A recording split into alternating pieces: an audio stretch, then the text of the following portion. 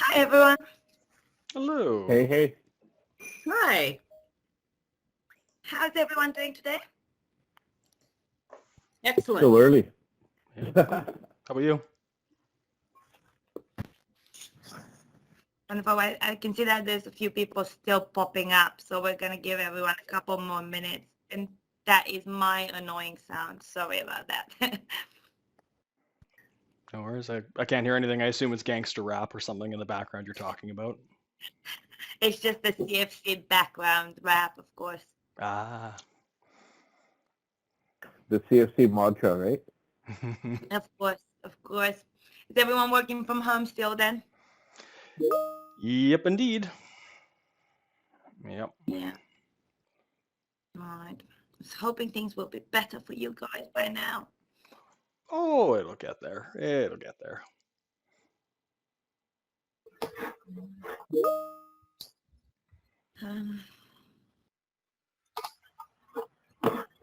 Well, we've got about 20 people. Is that how many we were expecting, Sanjay or Michael? Is there more? I would say on my end, 20 is far more than I was originally expecting, which is fantastic. So I would say we can hop to whenever you'd like to. And just to let you know in the background here, I'm just recording the session as well, just in case there's somebody who couldn't make it that wanted to attend so they can watch it after the fact. Yeah, I'm going to give you one more minute because people are still popping up. So Okay. just so make sure that everyone gets in there. So we'll have to kind of like admit everyone as they come in. But it shouldn't take long because I know everyone needs to rush back to their jobs. It's just the beginning of your day, isn't it? Yep, absolutely. Yeah.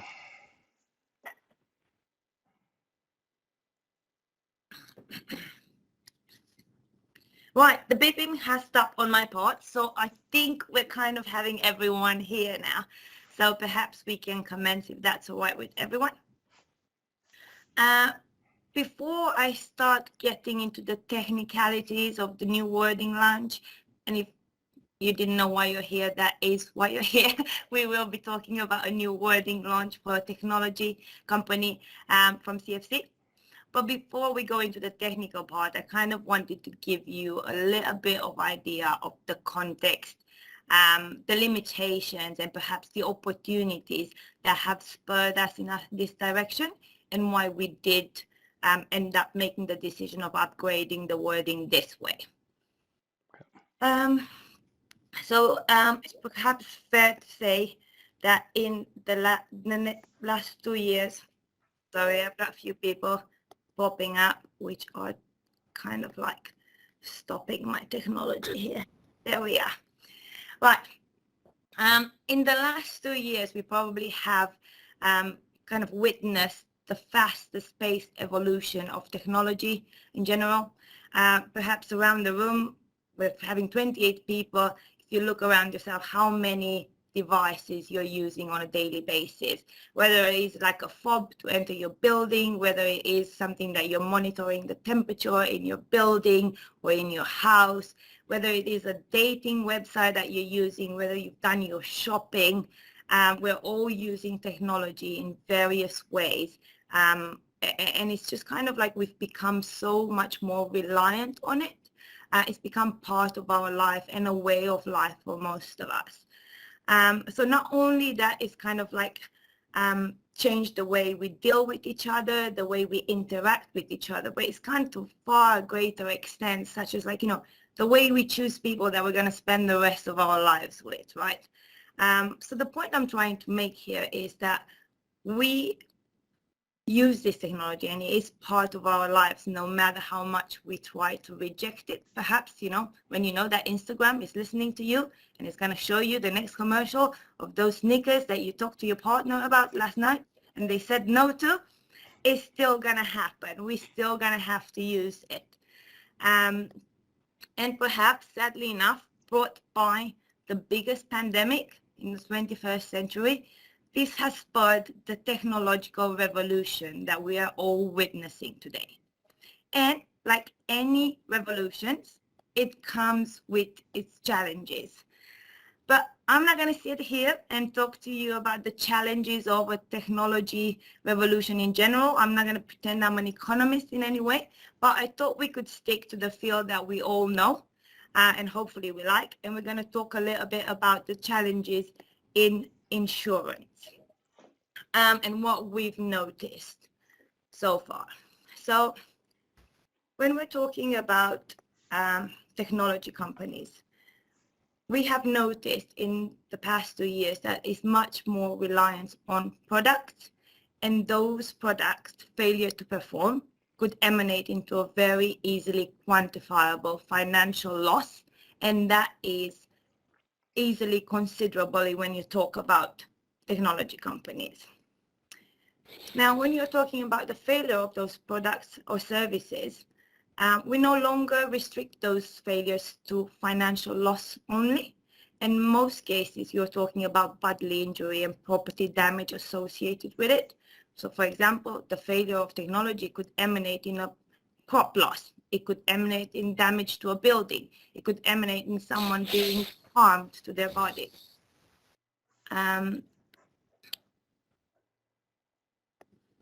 Sorry, I'm just going to have to mute you, or you can unmute if you want to speak.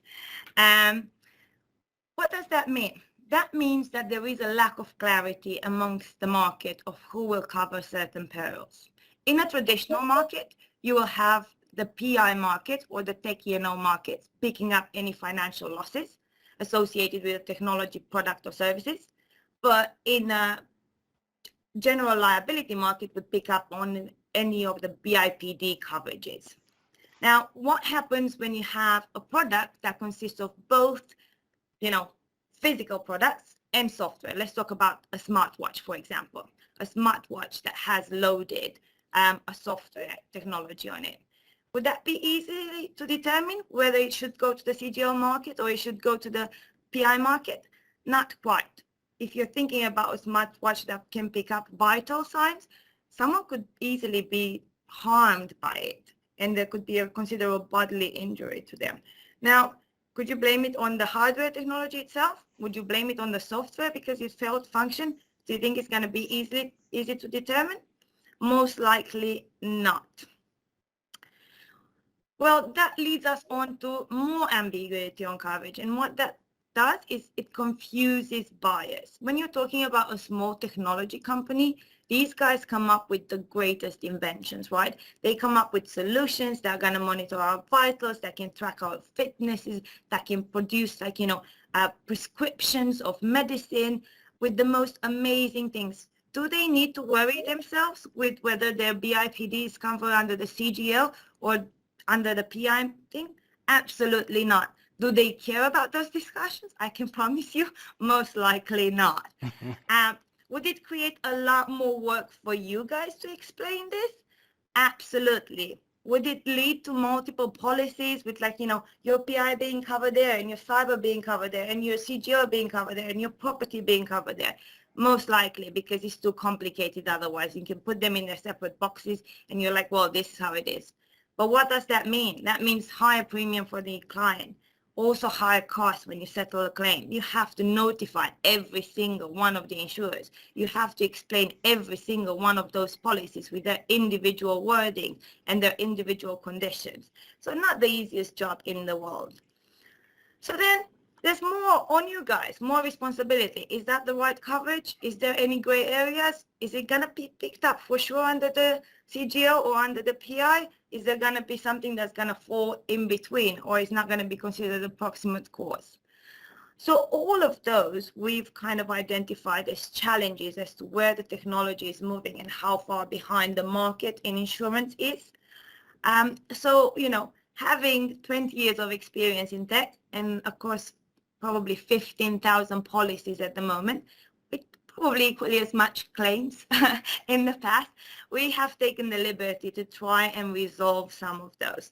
So what we've decided is that we should be able to put a policy together that kind of bridges the gaps in what we've done so far. So our latest policy update was 4 years ago, and at the time we were at the brink of a technological advancement. We were at the brink of a technological revolution. So we foresaw some of the coverages. However, the technology has changed so much that we thought that we could move in the right direction with it. So what I want to talk about is like kind of drive a little bit of a comparison between what's familiar and what's already included in the wording and in the coverage that we're offering at the moment, and what is in the new wording. So you've got your tech E&O coverage. It's still a tech E&O-led policy. It still provides one of the broadest breach of contract coverages in the market. We still give a full limit intellectual property under our coverage. The only thing that's not included, and this is market standard across tech markets in Canada, is no patent coverage. However, CFC does have an IP division that can offer you that coverage. They can offer comprehensive IP with only 2 pieces of information: the company revenue and the company website. With those 2 pieces, they can offer you a quote, and you can have the patent as well. That is also pursuit and defense for patent. You still have your regulatory cost and fine, and you have your subcontractors, vicarious liability, any like regulatory fines are included in that. What we're trying to do in the future is kind of expand on that. So what we've included under the professional liability, we've included a section for products and services liability. And I'm going to make a note here because this is what differentiates us from the other competitors in the market. We do define products as any technology products, those tangible and intangible equally. So that includes software and hardware as well. What does that mean? In effect, your cover will be there for financial loss from both services and products. You'll have bodily injury and property damage from both services and products under the E&O, and you'll have a technology failure to perform coverage. Why is this important? Because this kind of uncovers all the ambiguity. You've got one of the emerging market products, you've got an IoT product that wants to know that they are covered for everything. This is where it all lies. It doesn't have to be under the CGL. You don't have to worry whether it was your software or your hardware that failed to perform. Whoever failed to perform, this is all covered in here. And I would like to draw a distinction. The bodily injury and property damage is not a contingent bodily injury and property damage. It's primary. It's simple as it is, as you would have it in the general liability market in a traditional sense.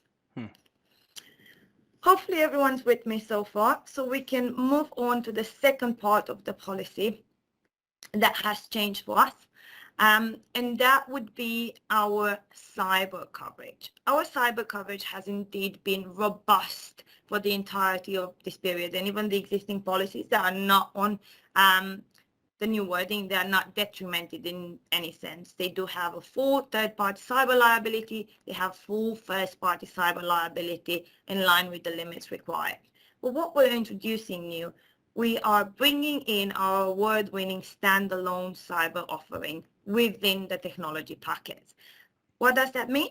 That means we've got cyber coverage across 4 different insuring clauses. And each one of these insuring clauses has its own indemnity tower.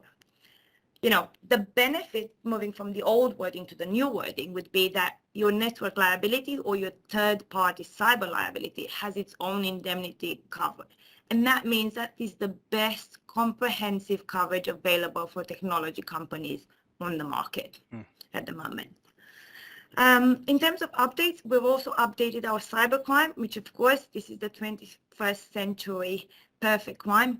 It's done in intangible assets rather than tangible assets.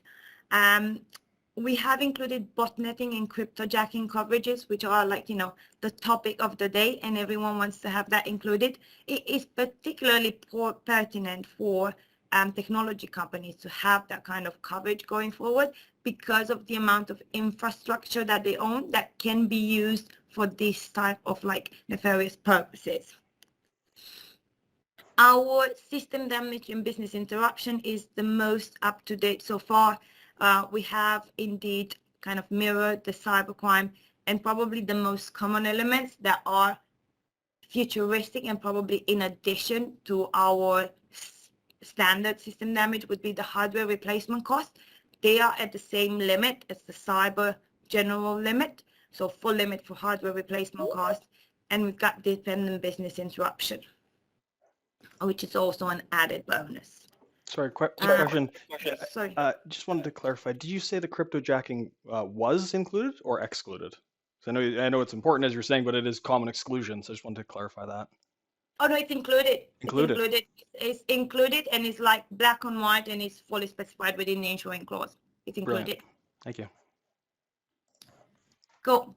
As part of the cyber coverage, we provide our cyber response app. The cyber response app is a comprehensive way of actually being able to get our risk management services for cyber.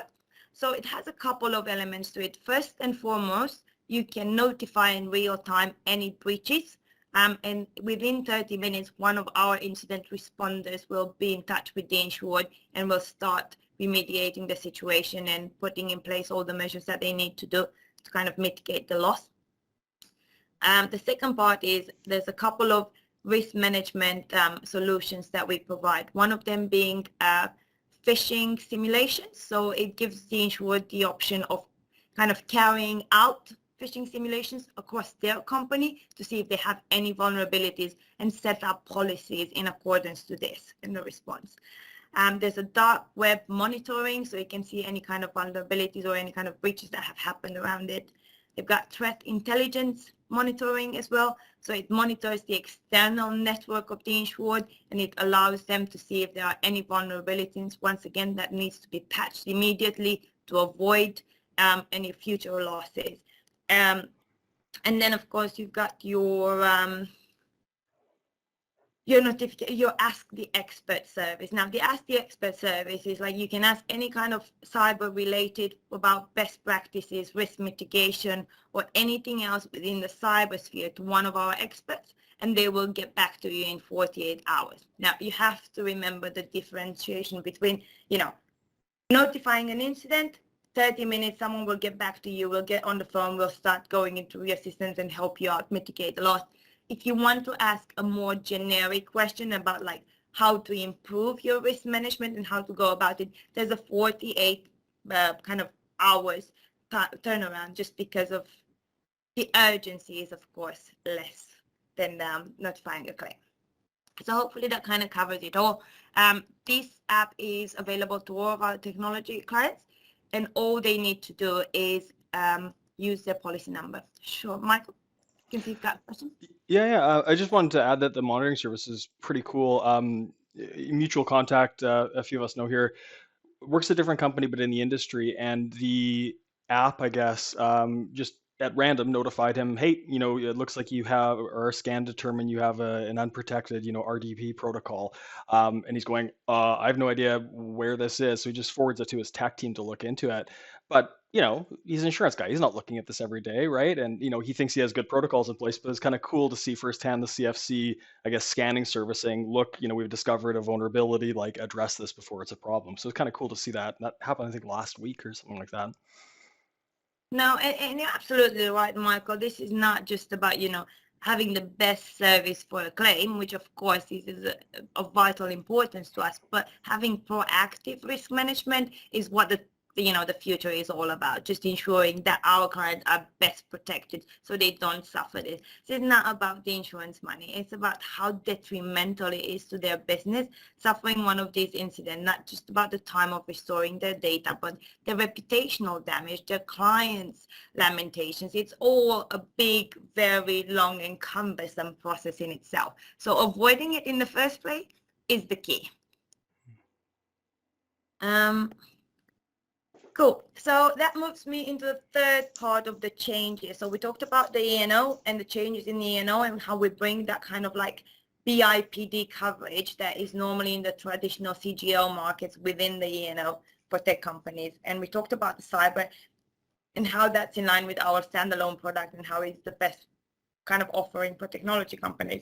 So if you kind of circle back to that general liability things, that obviously the familiar general liability we normally offer is our like broad form basis, worldwide basis as a standard. We have a blanket waiver of subrogation. Actually, we have that across the E&O and CGL practice altogether. So things are going to change a little bit simply because we've moved all that coverage into the E&O. But that's only on the basis that we understand where the cover is going. In terms of how the policy would look in the exact same way as a standard CGL policy. And that's because we understand that there are contractual requirements and tick boxes that your insureds would have. And whilst, we want to offer them the most comprehensive coverage, and we understand and we really believe that this is the way to go forward, we don't want to create more problems for you or them. So the tick boxes are there. Your products and completed operations liabilities is in there. The scope of the coverage under that particular section is mostly just for tangible products that are in the remit of merchandise or trade show kind of like marketing collateral, rather than your technology products such as, hardware manufacturing or any kind of IoT devices, sensors, or anything else that they would be covered, because that goes all into the E&O. So hopefully that's kind of clear and it makes sense. It in effect, it becomes a little bit of a premises only liability, like a slip and trips part of the claim with some products liability exposure for any kind of trade materials or merchandise with the company's brand, and anything else that kind of services or products liability from a technology perspective goes into the E&O. So that's kind of it in terms of the general changes of the form and what brings as benefits. For those of you who are not familiar with the form and perhaps not familiar with the CFC product in general, this is a package policy. So it's a fully modular policy that is designed to grow with the insured. So our aim is to pick up the small startups and actually be able to grow with them whilst they grow. Most of our insurers sometimes just start with the GL product because they have a lease requirement, right? And they just need to get a GL. And then 3 years down the line, they actually get a product out of R&D and they go commercial. So then they need the E&O, and then they run their own offices, and then they need the property. And then they realize that, there's a lot more liability on the director. So they want the D&O extension that perhaps is, is quite a skinny ML version of it that is just very suitable for startups. And then they want legal expenses because they might have any sort of kind of disputes for contracts or lease contracts or things like that. So we actually cater for all of that. So we've got your E&O, your cyber, your GL, your D&O, and your legal expenses within one package. They can choose to opt for any one of those coverages that they want to. We do have an improved property coverage that actually evidences a little bit better what the portable content is, and we've had a little bit of a debate about this over the last 2 years because it's been hard with laptops, right, whether they are portable or not portable, if they're using the office or they're using someone's home and things like that. And we've also realized that a lot more of our clients have stock these days, as it didn't used to be that much of a case for technology companies. So we've decided that we will be able to cater for that going forward as well. Once again, for those of you who are not perhaps familiar with the CFC products and what our limits available are, on the E&O side, we can go up to 10 million. It's probably more common that we would be a 5 million sort of market in this day and age, simply because the claims environment is so volatile at the moment that, we're as conscious as everyone else, but we do have the availability to go up to 10 million. And we can, and we will if it's the right risk for it. In terms of cybercrime as a standard, we will offer 250K, but we can go up to 1 million if needs be. What we tend to do when we quote new business is offer 2 options, one excluding the cybercrime and one including cybercrime, just because it's quite an additional cost to the insurer. So we want them to make an informed decision and fully understand what's the premium split like.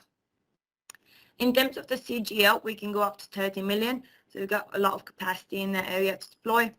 D&O is up to 1 million, and our legal expenses are 100K, which seems to be the norm for most insurers in that area. So why all of this? Why all this big rejig of the wording, and why have we looked at it? Well, we're hoping that this is the product for the technology company of the future, right? We've looked at areas that we are foreseeing to grow the most in the next 10 years. So IoT is definitely one of them. It's here to stay and it's here to grow.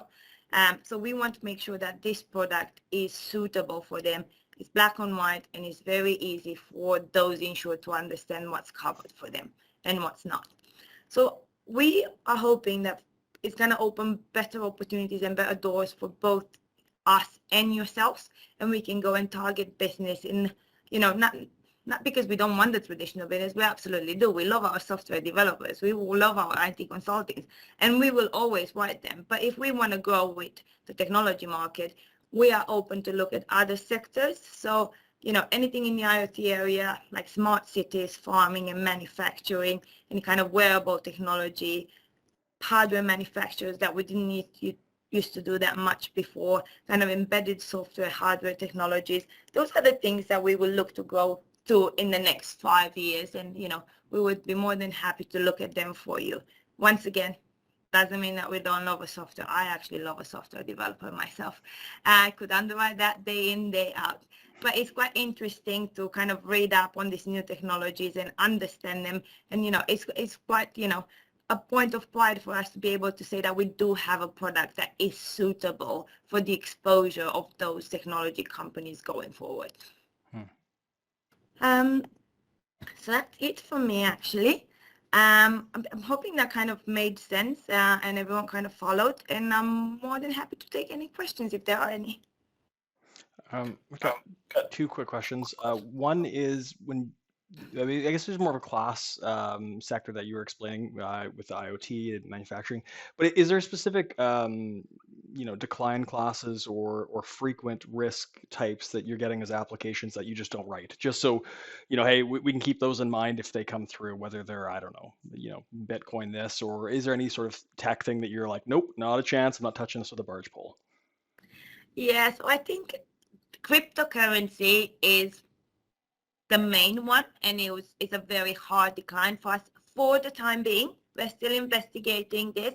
We did actually take a little bit of a dip when it first began in Canada, and we did get burned, literally, actually, this time because of a cryptocurrency risk. It turned out to be, the losses were not coming from where we thought, and it was more like a property loss where the Bitcoin mining emanated into a warehouse being blown up completely. So we kind of decided to take a step back and see where the regulation is going and how, there's going to be some regulatory things on how you mine Bitcoin and things like that. So for the time being, still no on that. Cannabis production. So if it's the tech is fully integrated as part of the production. So I don't know if there's anything like control systems integrated for the production of cannabis. If there's anything like, irrigation, kind of like instruments for it. Mm-hmm. Anything that would basically result in a crop loss for cannabis, which is actually really, really expensive. We don't want to touch it. But if it's more less involved in the production of it and more like a back office software for cannabis, that's fine. We can look at that. That's not a problem. Okay. We have seen, sorry, go on. No, please, go. We have seen, and I think I've talked to you guys about this a bit before, is managed service providers. They are an area that is quite not great for us. We write them, so we have an appetite for them, but it's a very restrictive appetite. So I think it's always best if I just kind of preempted with that, so everyone knows what to expect. We don't write large limits on them. We would only look at up to 2 million for managed service providers. We would only consider them if they complete our supplementary managed service providers application form, which is only a 5-question set, and only if those answers are positive. Otherwise, we wouldn't really touch them. We've actually seen a lot of claims in this area for the last 18 months. And not only that they are very volatile, but they are also increasing in the quantum. So whilst it used to be claims like ransomware related claims that were in the region of 80 to 100K, they're now in the regions of millions. So it's a completely different ball game. So we would only write best in class for that particular subsector for managed service providers. In terms of like, you know, the IoT sector and perhaps like, you know, the smart sector, if you will, we have to consider everything, but we wouldn't do core city infrastructure. So, you know, like waste system in the cities or like a water management in the city. That's not really what we would look to do. If it's more like, you know, a sensor that track, you know, how far like buses are coming in between, or like how fast should like bins be picked up, or things like that in the city, we can pick up with them. Just no core infrastructure to the city. I do have an appetite sheet actually that goes into more detail as to what we can write. So if you are keen, I can circulate that over. That would be great. So based on the core infrastructure thing, Sanjay, I'm thinking we hold back that submission from the Republic of North Korea then for their centralized CCTV social monitoring. Like we'll find another market for that one. I'll be fine. No, that'd be awesome, an appetite sheet. And then my last question before I shush myself for a bit here, takes us back to one of the introductory topics you were mentioning. And I was just hoping you maybe flush that out for, well, the likes of me, which was explaining, you know, where there is some ambiguity between the GL and the E&O for tech. Like, could you flush that out with an example where maybe without a package like this, it does become a problem, and there is that argument, like what a claim scenario could look like, where you're going, is it GL, is it E&O, and you're arguing back and forth. Could you help me with that? Sure thing. I think, you know, to be honest, the classic scenario is a wearable. So a wearable, for example, a wearable technology where you have a software embedded in a hardware component. And for example, it reads vitals, right? It reads your vitals, and all of a sudden the the wearable has stopped working, and someone suffers a serious injury that could have prevented should the wearable work. And then, you know, whether him or her, if they're still able, would sue the company, or their relatives can sue the company if it's, you know, a case of death, which we have seen before. Then, you know, the problem that arises is like, what has happened? Has this stopped working because the software stopped working? In which case, you know, it would be like, okay, the software stopped working. This is a classic tech E&O example where your software has stopped working. It's been like, you know, an error, an omission, and that's where it goes. But it's not that easy, right? Because if the whole thing stopped working, is it because the hardware has been a problem? There's a battery problem, for example. What if there's a battery problem and that's why the entire device stopped working? Like, is that hardware? But how would you be able to identify that, right? That's the problem. So the problem is like all of a sudden you start notifying them. And if the worst case scenario is if you have those two policies placed with two separate insurers. So one insurance for your tech E&O or PI, however you want to call it, and one insurer for the CGL, because then they start pointing at each other and they'll be like, well, it should be covered under the E&O because surely it's a software, or it should be covered under the CGL because, you know, actually the whole thing is tangible, so it should be a hardware situation. So when that happens, that is actually really difficult to attribute, and it just ends up into a mess. If it is like we used to have it on the same form and we would give it under the same form, it becomes an internal thing for us, like where is it attributed? Is it like the GL, or is it the E&O, or where should it go? And the kind of like adjustment of the claim becomes as equally problematic, if you will, which puts us in the position that we just want to say like, no, it is the E&O, and that's what it is. That's what's triggered it. Another thing is like, you know, like examples of you've got a lot of telematics kind of like hardware that go into like electric cars, for example, and they normally kind of like attach to the port of the car, right? And they would just kind of give you like read out data about like the state of the engine or the speed or whatever else things. And, this is a hardware thing, right? Like this is a very tangible product that goes into the board or the port. Like you'll be like, well, is it because that hasn't worked, or is it because the software that's loaded onto it hasn't worked? And do you want to have that conversation when you're talking with electric car dealerships? Do you really want to be in that position, or do you want to be in a position like this company provides a software and hardware solution, and this is their technology product, right? Their technology product has failed to perform because any odd reason, is it covered? Okay. No, that's very cool. Thank you for that clarification. It's funny you mentioned about the E&O company, let's say pointing fingers at CGL. I remember even in the same company, you get a little bit of that. I remember underwriting an E&O line and you get the GL team being like, this one's yours. I'm like, no, this is on your loss ratio, not ours, right? So totally get that. So thank you for that clarification. Yeah, I think it makes sense for you guys as well, because you've got your own binders as well, and you understand exactly how this works. Like all of a sudden you've got your GL team, but why the hell did you write something like this on my GL binder? And you're like, well, wait, it's tech product, so I thought it's going to be all right.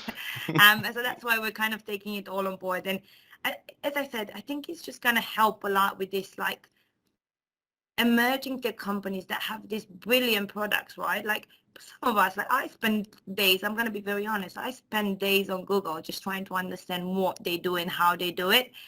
It's just so interesting, and it's so difficult to wrap your head around it. At some point you have to draw the line and just be like, you know what?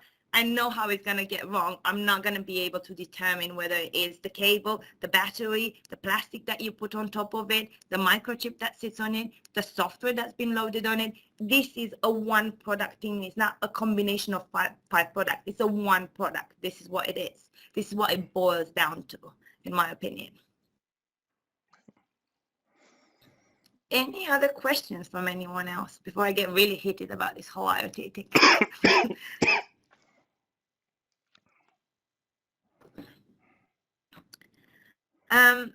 Cool. Well, hello, I have a question. Hi, this is Ray. I have a question about the app, the response app. Is that only available? Like, who is entitled to use that app? So that is available to anyone on the insured spot. So whoever they want to give access to it, they can have access to it as long as they have the reference of the policy. If you are referring if you can have access to it, if that's where the question is going, you can indeed, and we can provide you with a demo so you can have a little play around with it so you can see how it works. So someone who's insured with CFC would have access to the app even if it's not a tech product that you have? Anyone who has a cyber extension to it. So it needs to be because the response app is for cyber risk management. So anyone at CFC who has a cyber coverage in place would get access to it, whether it's tech, whether it's cyber standalone, whether it's a professions policy with a cyber extension to it, whether it's a life science policy with a cyber extension to it, an e-health policy, you name it. Even what if it's a restaurant? If it doesn't have CFC quoted a restaurant with the cyber coverage. with a cyber extension to it? Yeah. So would they be able to access? They should be able to access it. What kind of coverage did they take up, Ray? Did they take the cyber coverage up? Well, it is just a quote at this point, but I wanted to get the information so I can talk to the broker so they can help sell the CFC policy. Yeah, they should all have access. I will double check with you if you would be able to send me the quote. I'll drop my email address into this chat after I'm gone, just so everyone can have it there if you need to contact me. And if you could drop me a line just with the name, with the quote, I'll double check to make sure that that's the case. But the CFC premise is that anyone who has any cyber coverage to it will have access because, it's selfish to a degree because it's risk management for us as well. Yeah, that's a really great app, and it could be a good selling point. Oh, I'm glad you feel that way because we worked really hard on it. Thank you. No worries.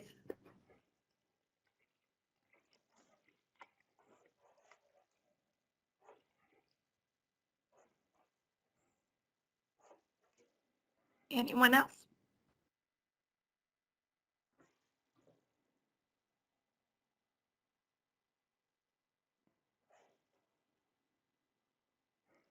Cool. In that case, that's what I'm going to do. I'm going to pop my email in there.